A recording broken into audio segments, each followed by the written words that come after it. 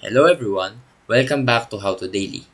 In today's video, I'll show you how to upload a PDF document to Gemini AI. Whether you're using Gemini AI for the content analysis or document management. Here's how to get started. Let's dive in. First, open Gemini AI and log in with your account credentials. If you don't have an account, you can easily create one by clicking sign up on the Gemini AI homepage. Once logged in, find the section labeled Upload Documents or similar in the Gemini AI dashboard. This is where you can upload your PDF files.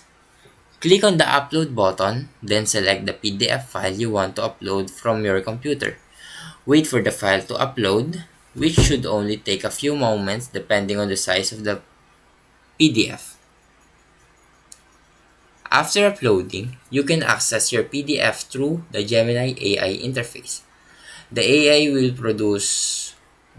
will process the documents and make it available for analysis or other functions depending on what you need.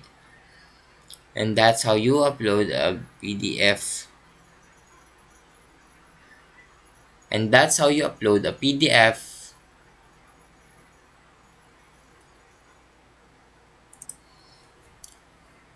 And that's how you upload the PDF document to Gemini AI.